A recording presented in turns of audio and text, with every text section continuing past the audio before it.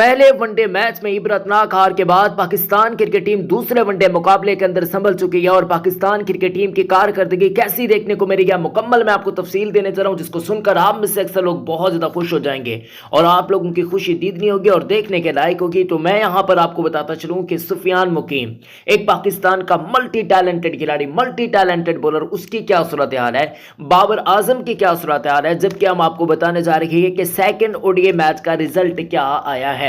ये सब कुछ मैं आपको बताऊंगा लेकिन इसी वीडियो के अंदर और यहीं पर, तो आपने वीडियो को बिल्कुल लास्ट तक देखना है, एक सेकंड भी आप लोगों ने मिस नहीं करना, क्योंकि अगर आप इस वीडियो को मिस करेंगे तो आप बहुत ज्यादा चीजों को मिस कर जाएंगे। तो प्लीज यूट्यूब चैनल को सब्सक्राइब कर दीजिएगा, क्योंकि पाकिस्तान क्रिकेट टीम को बड़ी फतह मिली है। जिस मैच के बारे में आपको बताने जा रहा हूं, इस मैच के अंदर पाकिस्तान क्रिकेट टीम को बड़ी फतह मिली और पाकिस्तान ने 336 रन का हदफ अबूर कर लिया है। जी हाँ, ये मैच मैं आपको मुकम्मल आपके सामने रखूंगा, जिसको देखकर आपका दिल बाग बाग हो जाएगा, बहुत ज्यादा खुश हो जाएंगे। सो आपने इस वीडियो को बिल्कुल लास्ट तक देखना है। सबसे पहले मैं यहां पर आपसे पूछना चाहता हूं कि ऐसा कौन सा खिलाड़ी है जिसको आप पाकिस्तान क्रिकेट टीम के अंदर देखना चाहते हैं, मुझे जरूर कमेंट्स के अंदर बता दें और अभी के अभी बता दें। यूट्यूब चैनल को जिन्होंने सब्सक्राइब नहीं किया यार, 1 मिलियन के टारगेट पर है, आपकी मर्जी है, देख लें। फिर अटक जाता हूँ मैं यहाँ पर, पता नहीं क्या वजह यार, लेकिन आप सपोर्ट करते रहें, सब्सक्राइब करते रहें, आपकी सब्सक्रिप्शन की भरपूर जरूरत है, ठीक है। जितना हो सके प्यार मोहब्बत बरसाएं, जल्द से जल्द हमारे 1 मिलियन सब्सक्राइबर हो जाना चाहिए यार, इतना तो हक बनता है ना। अब इतना अरसा हो चुका है, ज़ाहिर सी बात है, 6वां 7वां साल है,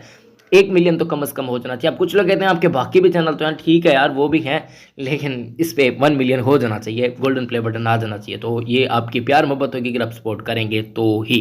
तो प्लीज़ आपने यूट्यूब चैनल को सब्सक्राइब करना है और हमें बहुत ज्यादा सपोर्ट देनी है, ठीक है। अब अगर हम इस मुकाबले की बातचीत करते हैं तो न्यूजीलैंड के डैरल मिचेल की धुआंधार सेंचुरी देखने को मिली। टॉम लैथम थे, उन्होंने 98 रन बनाए, जबकि चैपमैन एक। जबकि इसके अलावा अगर हम बातचीत करते हैं तो यहाँ पर पाकिस्तान के बॉलर्स की कुछ खास बॉलिंग नहीं देखने को मिली, ना नसीम शाह की, और आपको बताते चले हार स्टोव की भी इतनी खास बॉलिंग नहीं देखने को, कि विकेट्स हासिल की, और शाहीन अफरीदी तो खेल नहीं रहे थे। मैं आपको मुकम्मल बताने जा रहा हूँ, लेकिन फखर जमान ने जो तबाही फेरी है, 180 रन फखर जमान के बल्ले से निकल कर आए हैं। मुकम्मल मैं आपको तफसील देने जा रहा हूं, बाबर आजम की क्या कारकर्दगी देखने को मिली, क्या मुकम्मल मैं आपके सामने तफसीलात रखूंगा। इमन रिजवान जो कि पाकिस्तान के विकेट कीपर हैं, आजकल के कप्तान हैं, उन्होंने भी इस मैच के अंदर धुआंधार रन बनाए, 180 बनाया। फखर ने, इमामुल हक भी खेल रहे थे, बाबर आजम भी, अब्दुल शफीक भी और मोहम्मद रिजवान भी। तो चलिए फिर आज की इस वीडियो को शुरू करते हैं। नाजरीन कराम, सबसे पहले यहाँ पर मैं आपसे पूछना चाहता हूँ कि ऐसा कौन सा खिलाड़ी है जिसको आप पाकिस्तान क्रिकेट टीम के अंदर देखना चाहते हैं एज अ ओपनर के तौर पर।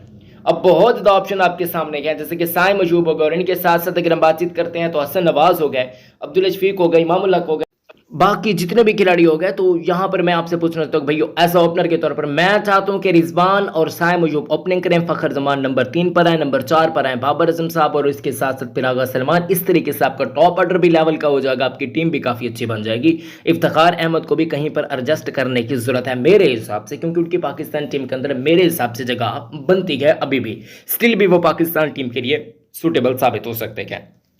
चलिए फिर शुरू करते हैं और आज की इस वीडियो को शुरू करते हैं। यहां पर मैं आपको बताना चाहता हूं, न्यूजीलैंड क्रिकेट टीम ने पहले बल्लेबाजी करते हुए पहले इनिंग्स के अंदर 336 रन बनाए, 5 विकेट के नुकसान पर 50 ओवर के अंदर। विल यंग ने 22 गेंदों पर 19 रन बनाए, 4 चौके रह गए, 86 का स्ट्राइक रेट देखने को मिला। हारिस स्टोफ ने इनको आउट किया, कैच पकड़ा मोहम्मद रिजवान ने। बोविस की बातचीत करते हैं तो हारिस स्टोफ ने इनको एल्बिट ब्लो आउट किया 51 के स्कोर पर, जबकि 51 गेंदों का सामना किया और 7 चौके रह गए, 100 का स्ट्राइक रेट देखने को मिला।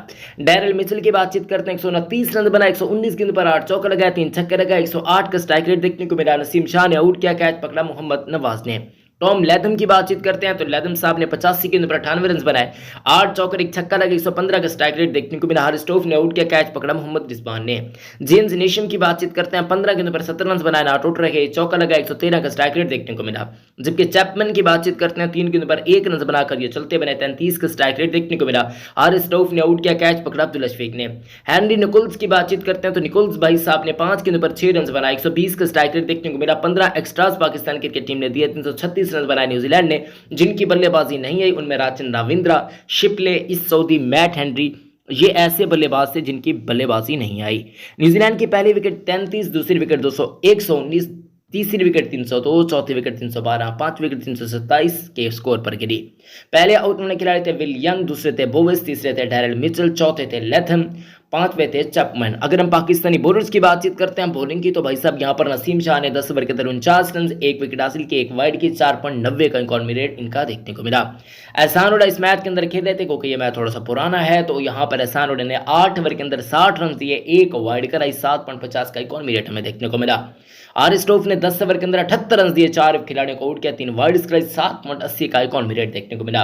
मोहम्मद नवाज ने 7 ओवर के अंदर 40 रन और किसी खिलाड़ी को आउट नहीं किया, कोई वाइड शॉट नहीं फेंकी। जबकि आपको बताते चलें कि उस्तामा मीर ने 10 ओवर के अंदर 66 रन, किसी खिलाड़ी को आउट नहीं किया, 1 वाइड भी फेंकी। आगा सलमान ने 5 ओवर के अंदर 34 रन जो है वो दिए और 6.80 का इनका इकॉनमी रेट देखने को मिला। 53 रन पावर प्ले के अंदर बनाए, जहां पर आपको बताते चले न्यूजीलैंड क्रिकेट टीम ने।